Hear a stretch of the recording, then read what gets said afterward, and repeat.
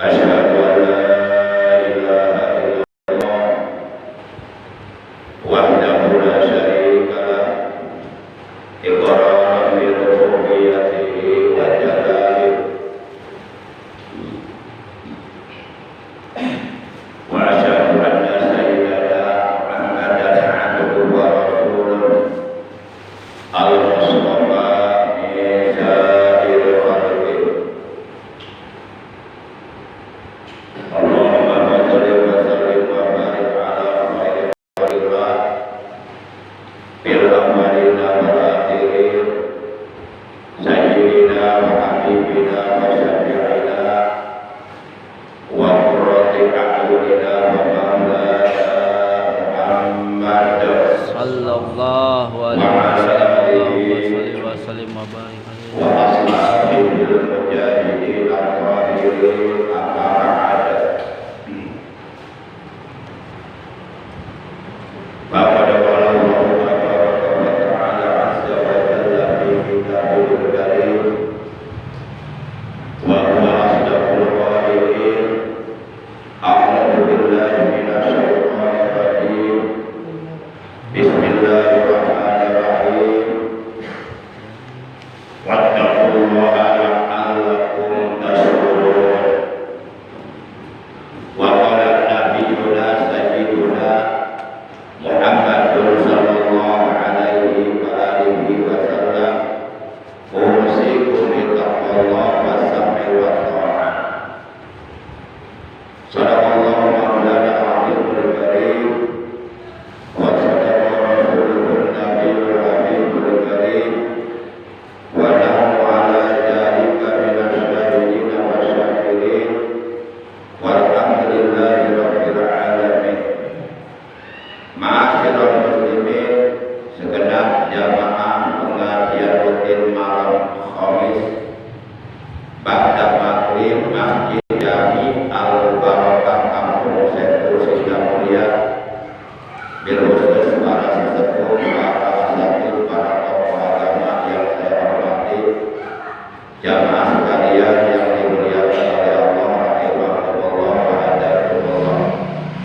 Segala puji bagi Allah, salawat dan salam semoga tetap dilimpahkan selalu atas panutan kita yang mulia, baginda tercinta Nabi Agung, Nabi besar Muhammad sallallahu alaihi wasallam beserta seluruh keluarga beliau, para sahabat beliau, dan seluruh pengikut beliau yang tetap setia dan tetap cinta kepada beliau, yang istiqomah menjalankan segala perintah beliau dan menjauhi segala larangan beliau, menghidupkan dan mengamalkan sunnah-sunnah beliau, juga mengamalkan ajaran Islam sekaligus mempertahankan ajaran Islam yang telah diajarkan oleh beliau.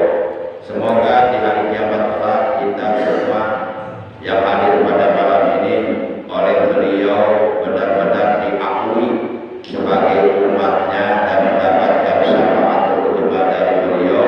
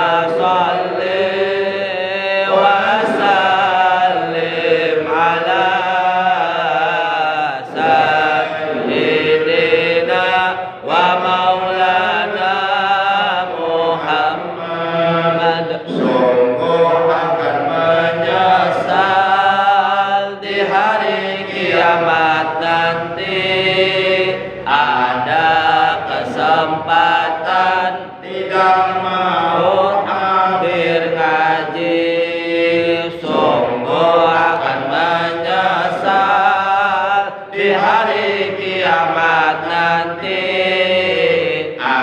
ada Kesempatan tidak mau tolakul ilmi, dia akan celaka di akhirat akan sengsara, amalnya sia-sia dibagi. kita di neraka.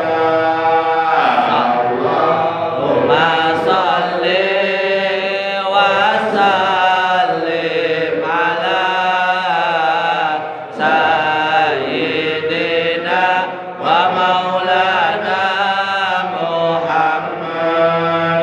Allahumma salli wa sallim ala sayyidina wa maulana Muhammad. Allahumma shalli wa sallim wa barik alaihi wa ala alihi wa sahbihi.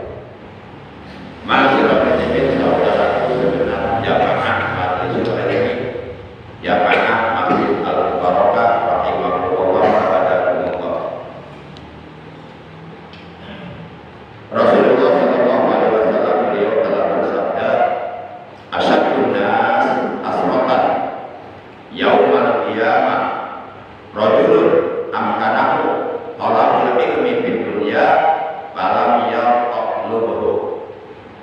Kata Nabi, kata Rasulullah dalam hadis ini, manusia yang sangat menyesal nanti di hari kiamat, kata Nabi, adalah rajulun amkanahu talabul ilmi fid dunya falam yaqlubuhu.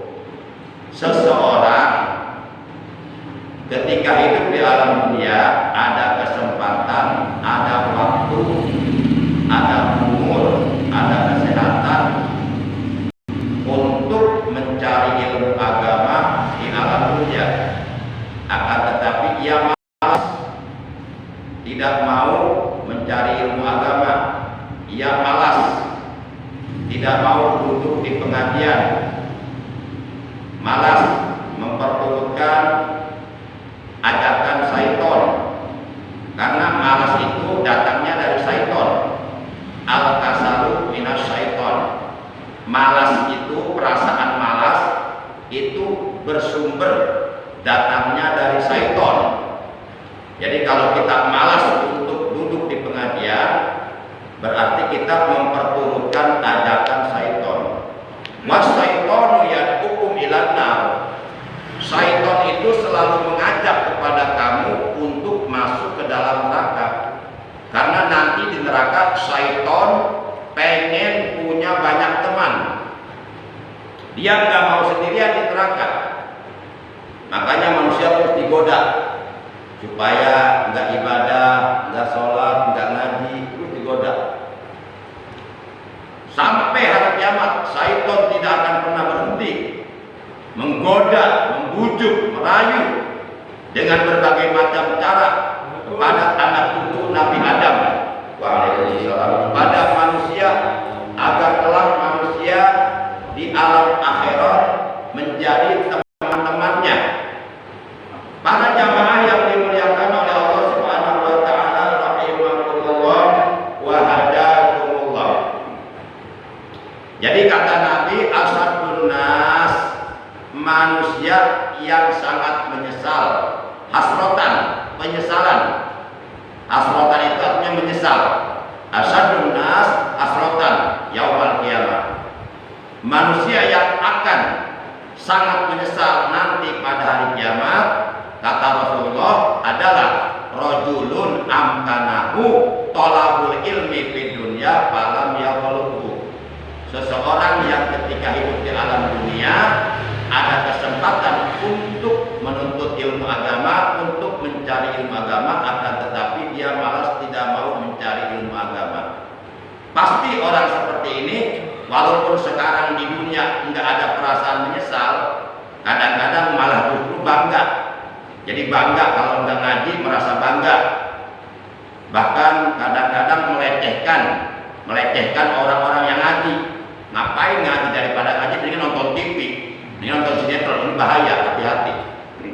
Para jamaah yang dimuliakan oleh Allah Subhanahu wa taala, orang yang seperti ini mungkin sekarang nggak ada penyesalan, tapi nanti di akhirat dia akan sangat menyesal, kata Nabi. Akan sangat menyesal, akan sangat menderita. Karena pahala thalabul ilmi ini, kata Nabi dalam hadis riwayat Imam Ad-Dailami, pahala ngaji, pahala mencari ilmu, pahala menuntut ilmu, itu pahalanya jauh lebih afdol, jauh lebih utama, jauh lebih istimewa, jauh lebih besar daripada pahala sholat. Sebanyak apapun kita sholat, kalau tidak didasari ilmunya, sholat kita akan menjadi sia-sia. Pahala ngaji ini, pahala thalabul ilmi ini, kata Nabi, jauh lebih afdol, lebih utama, lebih istimewa, lebih besar daripada pahala ibadah puasa. Walaupun kita rajin tiap hari puasa, katakanlah puasa Nabi Daud, sehari puasa sehari buka, sepanjang tahun seumur hidup, itu percuma puasa kita kalau tidak dilandasi ilmunya. Boleh jadi kita dapat lapar dan haus saja, puasanya batal karena nggak tahu ilmunya. Ilmu untuk menjaga puasa yang baik, ilmu untuk menyempurnakan puasa. Walaupun kita tiap tahun mondar-mandir ke tanah suci Mekah ibadah haji kita akan sia-sia kalau ibadah haji yang kita lakukan tidak didasari ilmunya. Maka kata Nabi, pahala mencari ilmu ini jauh lebih afdol daripada pahala sholat, puasa, ibadah haji, bahkan lebih afdol, lebih utama, lebih istimewa, lebih besar daripada pahala jihad fisabilillah, perang membela agama Allah. Dalam hadis riwayat Imam Ad-Dailami, beliau bersabda, thalabul ilmi afdalu indallah. Ini hadis, tidak boleh ditentang. Siapa yang berani menentang hadis, dia murtad, keluar dari agama Islam. Kenapa murtad? Karena dia menentang Rasulullah. Hadis itu adalah ma'udimma lin Nabi sallallahu alaihi wasallam qaulan aw fi'lan aw taqriran. Yang disebut hadis menurut keterangan para ulama ahli hadis di dalam kitab Mustalahul Hadis adalah ma'udimma lin Nabi sallallahu alaihi wasallam qaulan aw fi'lan aw taqriran. Segala sesuatu yang diidolakan, yang disandarkan kepada Nabi Muhammad SAW, baik berupa ucapan beliau, berupa perbuatan beliau, dan ataupun berupa ketetapan atau pengakuan beliau atas apa yang dilakukan oleh sahabatnya. Beliau diam, mendiamkannya perbuatan itu jadi hadis. Jadi kalau kita menentang hadis Nabi, samalah kita menentang Rasulullah. Kalau kita menentang Rasulullah, berarti samalah kita menentang Allah, karena beliau adalah utusan Allah dan kita diwajibkan oleh Allah untuk taat, patuh, tunduk kepada Rasulullah. Bahkan diperintahkan untuk mengikuti Rasulullah sebagaimana firman Allah dalam Al-Qur'an, wa ma atakumur rasul fakhudhuhu, dan apa saja yang telah diajarkan, yang telah didatangkan, yang telah dicontohkan oleh Rasulullah kepadamu, maka laksanakan, ikuti. Sami'na wa ata'na, ya Rasul, kami mendengar, kami akan mentaati sabda-sabdamu. Itulah sikap orang yang beriman. Jangan seperti orang kafir, sami'na wa asaina, kami mendengar tapi kami menentang. Itu sikap orang kafir. Orang kafir sikapnya seperti itu, mendengar tapi menentang. Kalau orang beriman sikapnya harus sami'na wa ata'na, kami mendengar dan kami akan mentaati, akan melaksanakan. Itulah sikap orang yang beriman. Para jamaah yang dimuliakan oleh Allah Subhanahu wa taala. Jadi kata Nabi dalam hadis, thalabul ilmi, ari niangan ilmu, afdalu eta lebih afdal, lebih utama, lebih istimewa, lebih gede ganjarannya. Indallah, mungguh Allah. Jadi menurut Allah, mencari ilmu itu lebih afdal. Minas sholat, pertama dari sholat, wasyam, yang kedua dari puasa, wal haji, dan yang ketiga dari ibadah haji, wal jihad fisabilillah, dan yang keempat dari jihad fisabilillah.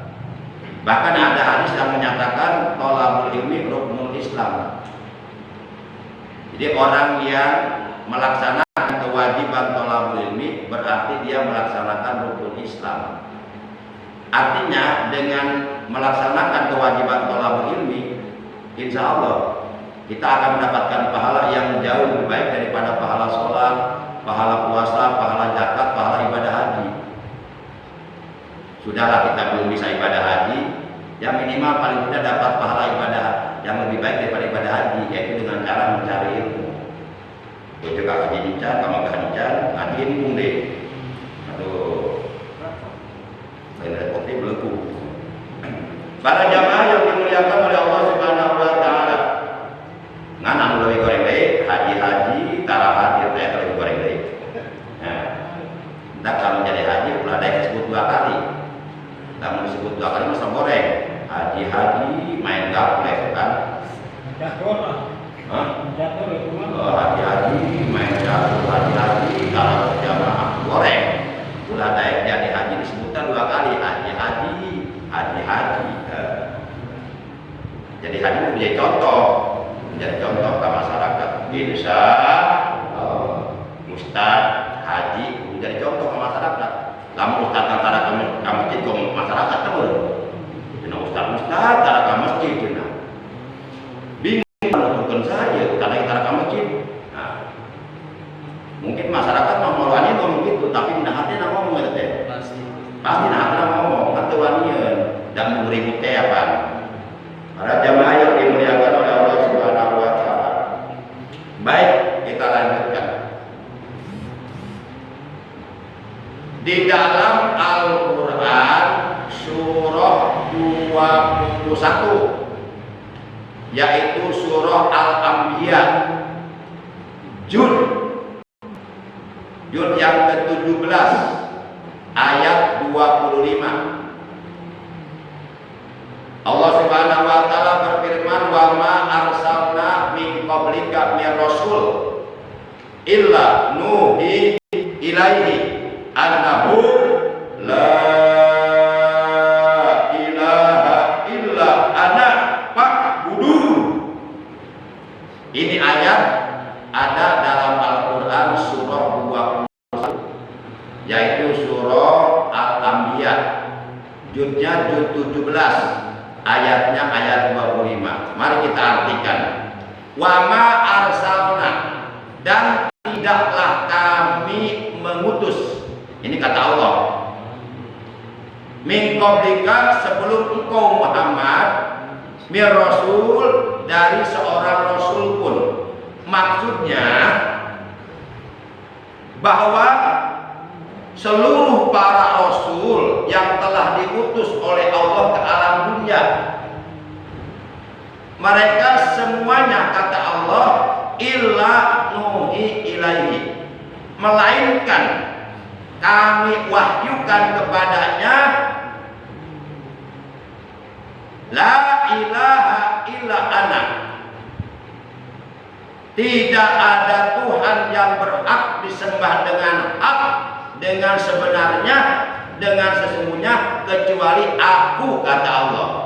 Fa'budun, maka beribadahlah kamu sekalian kepadaku, maka menyembahlah kamu sekalian kepadaku, dan jangan menyembah selain kepadaku, karena selain aku adalah makhluk ciptaanku.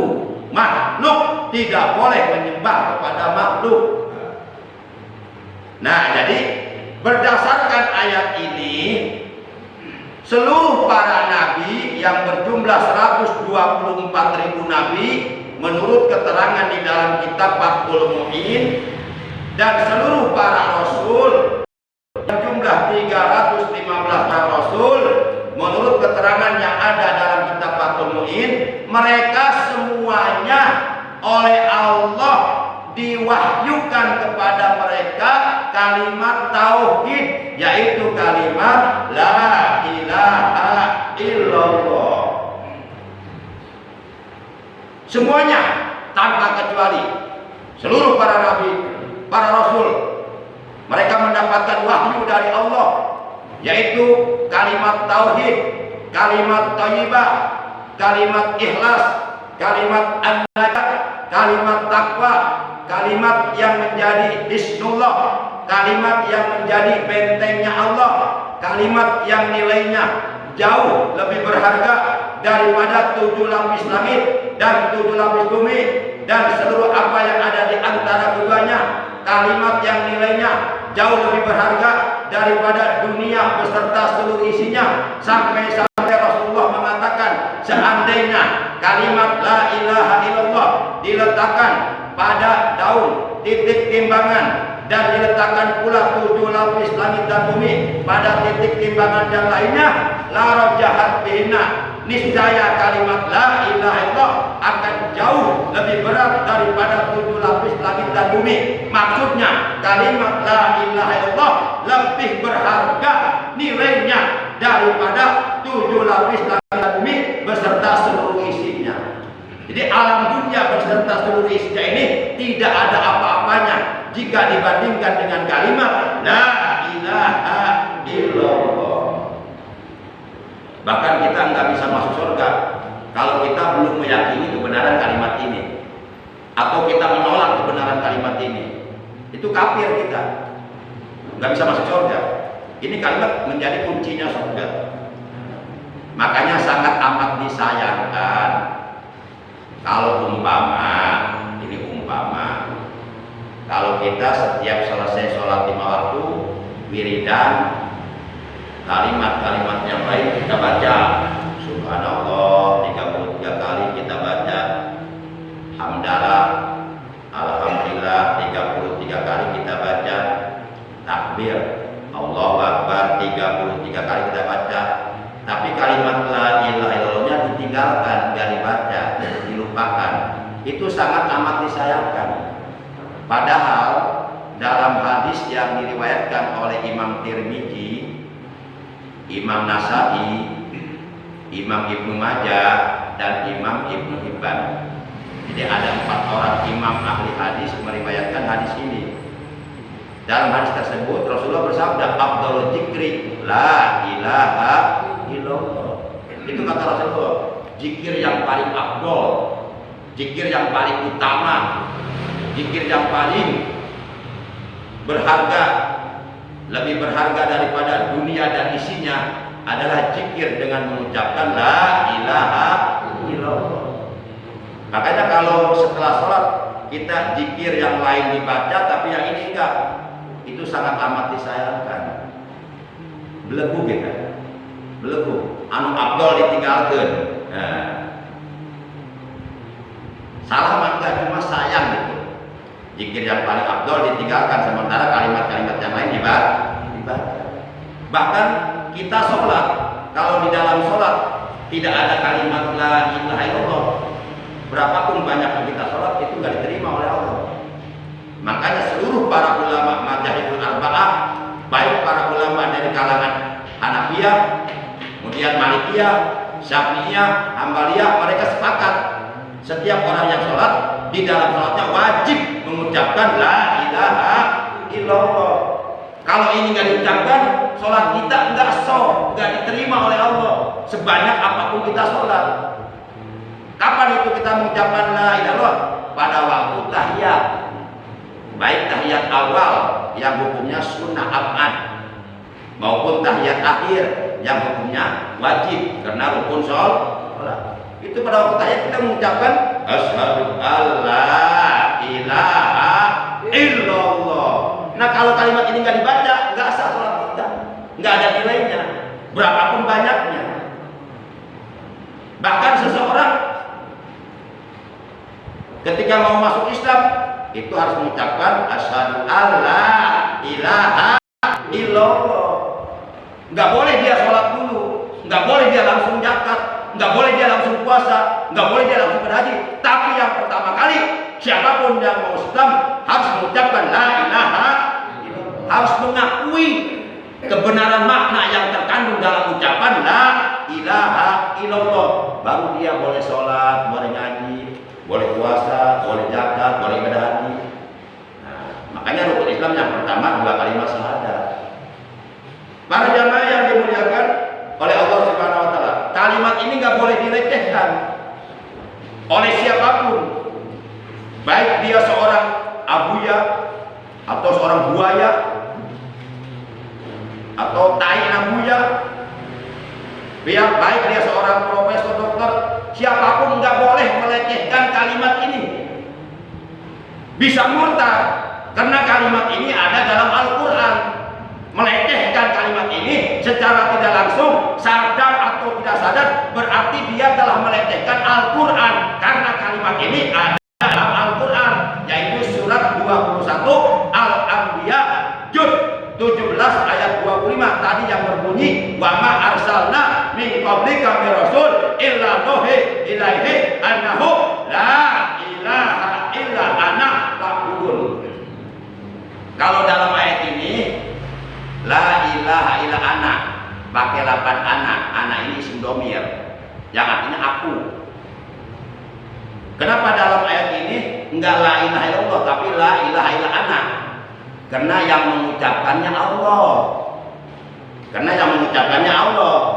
Kata Allah tidak ada Tuhan selain aku, kan nyambung ya. Karena yang mengucapkannya Allah. Kata Allah dalam ayat ini tidak ada Tuhan selain aku, nyambung. Karena yang mengucapkannya Allah. Tapi kalau kalimat tauhid, kalimat thayyibah ini, kalimat takwa ini diucapkan oleh selain Allah seperti diucapkan oleh kita, jangan pakai anak, ganti pakai isim dhohir, lafaz Allah, la ilaha illallah, tidak ada Tuhan selain Allah. Nggak boleh kita pakai lafaz anak, la ilaha illa ana, berarti kita ngaku Tuhan loh. Tidak ada Tuhan selain aku. Nggak ada seorang ustaz pimpin tahlil, la ilaha illa ana, la ilaha illa ana, nggak ada. Kalau ada bisa murtad itu, sebab dia ngaku Tuhan. Kata dia tidak ada Tuhan selain aku. Ngaku Tuhan berarti. Tapi kalau kalimat tauhid ini diucapkan oleh Allah karena memang Allah adalah Tuhan, maka pantas Allah mengatakan la ilaha illa ana, tidak ada Tuhan selain aku, kata Allah. Ketika kalimat ini diucapkan oleh selain Allah, diucapkan oleh kita, maka isim domir lafaz ana diganti, wajib diganti dengan isim dhohir lafaz Allah, maka menjadi la ilaha illallah. Siapa bilang di Al-Quran tidak ada kalimat la ilaha? Ada. Makanya kalau ada ulama mengatakan Allah enggak ada, di Quran tuh enggak ada Allah, coba tanya. Ini kalau yang ngomong titelnya profesor, berarti profesor belum dia. Para jamaah yang dimuliakan, aku memang dia punya kepentingan politik untuk menyesatkan umat. Ya apabila kita lihat lagi Al-Quran surat 20, surat Thaha juz ke-16 ayat 14 juga terdapat kalimat yang sama. Kata Allah, innani anallah la ilaha illa ana fa'budni wa aqimi sholata li dzikri. Al-Quran surat 20, surat Thaha juz 16 ayat 14. Kata Allah, innani anallah, sesungguhnya aku ini adalah Allah. La ilaha illa ana, tidak ada Tuhan yang berhak disembah kecuali aku, kata Allah. La ilaha illa ana itu kalimat tauhid. Kalau diucapkan oleh kita, anaknya wajib diganti dengan isim dhohir lafaz Allah. Jadi la ilaha illallah, tidak ada Tuhan selain Allah. La ilaha illallah kalau diucapkannya oleh Allah maka menjadi la ilaha illa ana, tidak ada Tuhan selain aku, kata Allah. Fa'budni, maka sembahlah aku, menyembahlah kepadaku, beribadahlah kepadaku. Jangan menyembah selain kepadaku, jangan beribadah selain kepadaku. Orang yang menyembah selain aku, beribadah kepada aku, itu orang musyrik, orang kafir. Orang kafir tempat kembalinya neraka, dibakar di neraka untuk selama-lamanya. Allah sudah menyediakan neraka untuk membakar orang kafir. Jadi orang-orang kafir, orang-orang musyrik, orang-orang yang durhaka kepada Allah, nanti di akhirat oleh Allah akan dijadikan BBAN, bahan bakar api neraka. Silakan saja kalau mau jadi BBAN, kafir, musyrik, gak usah sholat, gak usah ibadah. Tapi nanti di sana dibakar kepanasan, jangan minta tolong sama siapa, salahkan diri sendiri. Kenapa sudah datang peringatan dari Allah melalui para nabi, para rasul, kenapa ditentang? Kebanyakan umat-umat terdahulu dibinasakan oleh Allah. Apa penyebabnya? kasratu su'alihim wastilakum ala amyaihim. Karena kebanyakan mereka selalu mempersoalkan para nabinya, menentang para nabinya. Akhirnya oleh Allah dibinasakan. Lihat kaum Nabi Lut dibinasakan, kaum Samud, kaum Ad. Baca di Quran, banyak umat-umat terdahulu yang dibinasakan oleh Allah. Ada yang dituruni hujan api, ada yang ditelan bumi merosot masuk semuanya, terkubur dengan gempa dan sebagainya. Para jamaah yang dimuliakan oleh Allah Subhanahu wa taala, Ba'budni maka sembahlah aku, wa aqimis shalah dan dirikanlah olehmu salat, lidzikri untuk mengingatku. Nah, jadi dalam Al-Qur'an terdapat di antaranya terdapat kalimat yang sama pada dua surat, yaitu satu surat Al-Anbiya ayat 25, dua surat Toha ayat 14. Itu pada ayat tersebut masing-masing terdapat kalimat yang sama, yaitu kalimat la ilaha illa ana, tidak ada Tuhan selain aku. Nah, ini kalimat la ilaha illallah disebut kalimat tauhid, disebut kalimat thayyibah, disebut kalimat takwa, disebut kalimat ikhlas, disebut kalimat najah, disebut kalimat miftahul jannah, kuncinya surga.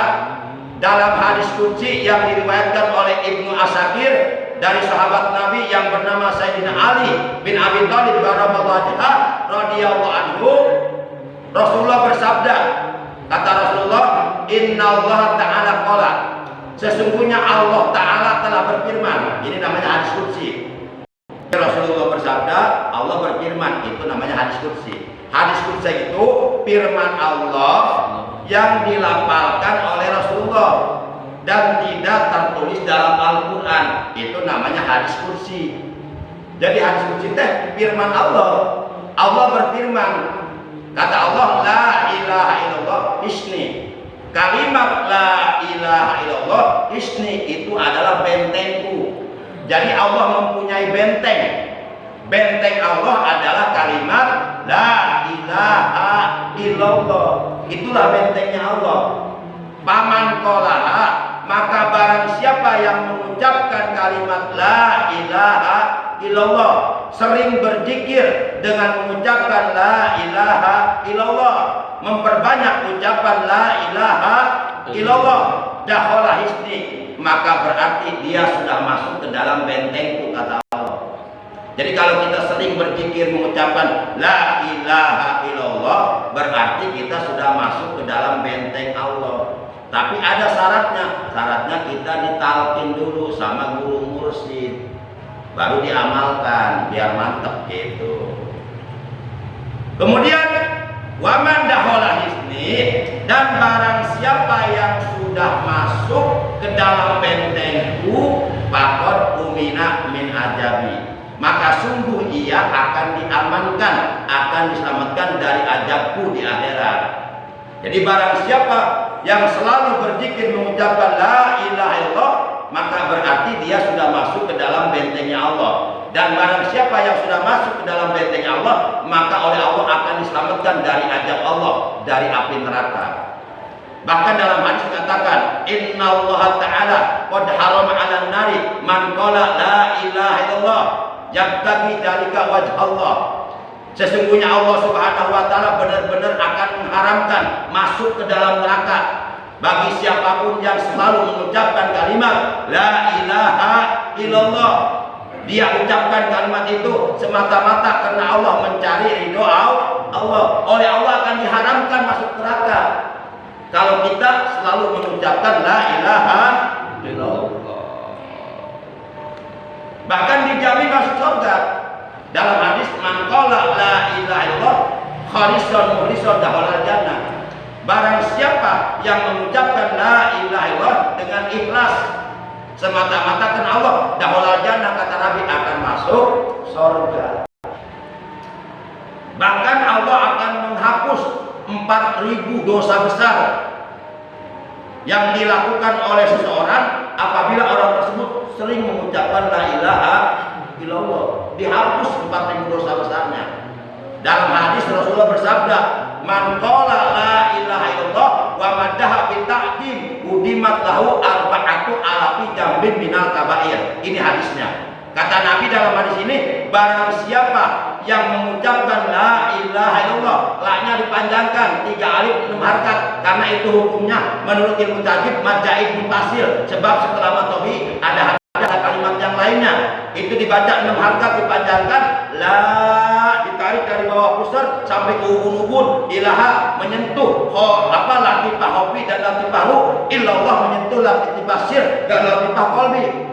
Kemudian la-nya ditarik dari bawah pusat naik ke atas sampai ke ubun-ubun, itu menyentuh 3 latifah, latifah ahfa, latifah nafsi dan latifah kolab. 7 macam latifah yang ada dalam tubuh kita semuanya tersentuh dengan kalimat la ilaha illallah. La-nya dipanjangkan, maka budiman lahu ata'atu ala bidam min al-kabair. La-nya dipanjangkan dengan maksud dan tujuan mengagungkan Allah, bahwa tidak ada Tuhan selain Allah, maka kata Nabi akan dilebur, akan dihapus 4.000 dosa besarnya. Jadi ini kalimat bukan kalimat sembarangan. Ini kalimat yang sangat istimewa, kalimat yang luar biasa. Maka siapapun yang melecehkan kalimat ini itu bisa murtad. Contoh nih, contoh melecehkan. Masa masuk surga dengan ucapan la ilaha illallah, nah itu melecehkan. Ini bisa lagi. Terlepas dari apakah yang mengatakannya seorang buaya Tainam budak bodoh amat. Berarti dia telah melecehkan kalimat la ilaha illallah, dan dia berarti telah melecehkan sabda Rasulullah. Sebab ini ada hadisnya. Hadisnya terdapat dalam kitab Sunan Abu Daud, hadis riwayat Imam Abu Daud. Hadisnya hadis nomor 3116. Silahkan yang punya kitab Sunan Abu Daud buka kitab di rumah. Ada hadis nomor 3116. Hadisnya berbunyi, man kana akhiru kalami la ilaha illallah dakhalal jannah. Barang siapa akhir kalamnya, akhir ucapannya, yakni ketika sakaratul maut, dia menghembuskan napas yang terakhir dalam keadaan mengucapkan la ilaha illallah. Kata Nabi, dakhalal jannah, ia akan masuk surga. Kemudian ditentang, masa masuk surga dengan ucapan la ilaha? Ini kan bahaya ini. Satu, melecehkan hadis. Dua, melecehkan Rasulullah. Yang ketiga, dia sombong seakan-akan dia lebih pintar dari Rasulullah. Emang dia siapa? Lagi yang nggak ada apa-apanya dibandingkan dengan Rasulullah. Bahkan dia ngakunya umat Rasulullah dan di hari kiamat berharap syafaat Rasulullah. Tapi hadis Nabi tentang, kan konyol ini namanya. Namanya ini namanya bloon, namanya blukuk. Ada nggak ada di YouTube tuh? Udah viral kemana-mana. Ngakunya kiai, ngakunya profesor, konyol ini. Lah saya nggak terima sebagai umat Nabi, saya marah kalau dia melecehkan kalimat la ilaha. Siapapun wajib marah kalau kalimat ini dilecehkan oleh siapapun. Ini kalimat yang sangat mahal harganya, lebih berharga daripada dunia dan seluruh. Buat apa kita rajin sholat kalau kita melecehkan kalimat ini? Nggak ada artinya. Awas, hati-hati. Sekarang banyak ulama yang pahamnya liberal. Paham liberal ini mempunyai 4 virus yang sangat berbahaya, lebih berbahaya daripada virus corona. Sebab virus ini bisa merusak akidah Islam kita, bisa merusak merongrong keimanan kita. Pertama, namanya virus apa? Relativisme. Kedua, virus skeptisisme. Ketiga, virus agnostisisme. Keempat, virus ateisme. Kalau kita terkena virus relativisme, maka kita akan mempunyai paham, akan terjangkit penyakit yang namanya penyakit pluralisme. Kalau kita terkena virus skeptisisme, maka kita akan terjangkit penyakit, yaitu penyakit sekularisme. Kalau kita terkena virus agnostisisme, maka kita akan terjangkit penyakit yang berbahaya, yaitu penyakit materialisme. Dan yang terakhir, virus ateisme. Kalau kita terkena virus ateisme, maka kita akan terjangkit penyakit yang berbahaya, yaitu penyakit rasionalisme. Di mana paham pluralisme, sekularisme, kemudian materialisme dan rasionalisme, ini empat-empatnya paham produk Yahudi, paham orang-orang kafir. Jangan diadopsi oleh umat Islam, ini bisa merusak keimanan kita, bahaya. Nah, sekarang banyak ulama-ulama yang pahamnya liberal, pahamnya spiris, sekularisme, pluralisme, liberalisme. Mereka mengatakan semua agama benar. Itu kan bahaya, bisa merusak akidah kita. Padahal dalam Al-Quran surah 3 Ali Imran juz 3 ayat 11 ayat Allah menegaskan inna dina indallahil Islam. Itu penegasan dari Allah. Al-Quran surah 3 Ali Imran juz 3 ayat 19 inna dina indallahil Islam. Sesungguhnya agama yang diridhoi, yang sah, yang diterima oleh Allah agama Islam. Maka nggak boleh kita meyakini semua agama benar. Tidak, yang benar hanya agama itu akidah kita. Jangan sampai dirusak oleh paham liberal. Bahaya. Kalau kita mengakui semua agama benar, bahaya Pak. Kita bisa murtad. Kalau kita dalam hati meyakini semua agama benar, agama Hindu kita benarkan. Udah tahu orang nyembah kebo, dibenarkan. Orang Hindu kan nyembah kebo. Agama Buddha dibenarkan. Udah tahu nyembah tapekong dibenarkan juga. Bisa murtad Pak. Ini paham liberal hati-hati. Saya paham ngerti tentang spirit, saya paham. Sudah saya pelajari spirit sekularisme, pluralisme, itu bisa merongrong akidah umat Islam, bahaya. Demikian oleh karena sudah lewat ya. Sudah lewat ya saya. Berarti kita langsung komat aja ya. Langsung komat aja. Enggak usah ajan dulu ya. Nah, langsung komat. Demikian pada